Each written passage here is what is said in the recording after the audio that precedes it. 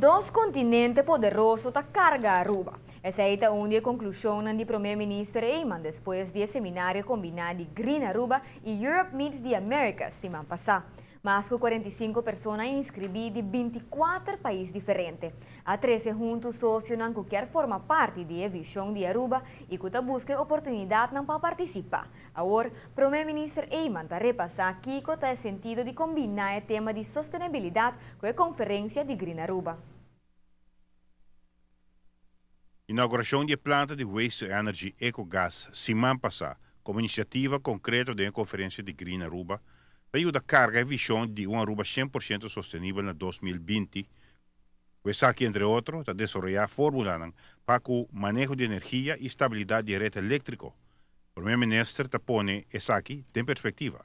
Aruba vai lograr sua meta de ser país completamente sustentável, que está quita nossa dependência de crudo, que está afetando assim o preço de produto de água e eletricidade, mas também que tem efeito pisar arriba é difícil no país Aruba que continuamente nos paga por importar tudo crudo e heavy fuel oil que é necessário para produzir energia. A transição do terreno energético aprova de generar conhecimento adicional, parte de um cenário de inovação que apresenta oportunidade novo para Aruba. Está assim que Aruba está aplicando ideia manejo tecnologia que outra parte do mundo tem interesse e por motivo é nossa visa nos por assim o tema de sustentabilidade também de viajar o tema que vira parte essencial de gateway de hub que Aruba quer desenvolver. No contexto aqui também uma empresa maneira TNO a estabelecer sua mesa na Aruba sobre a parte do processo na Aruba, mas no mesmo momento a experiência e conhecimento que nós vai adquirindo na Aruba também é produto de exportação também. O Instituto TNO, como exemplo concreto, de exportar conhecimento para os vizinhos, com 50% de sua capacidade no Conselho Internacional.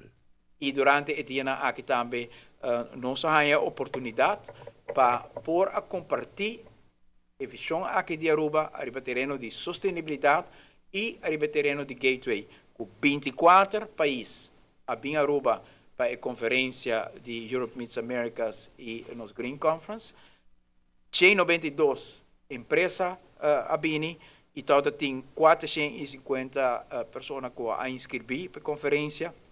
E nós toda tem uma quantidade de B2Bs, que está orbital 13, estão juntos 298 momentos que a empresa não atopa outro, e também tem 750 outras ocasiões assim, caminha que por conta durante 1, 2, 3 dias, que a empresa não atopa outro.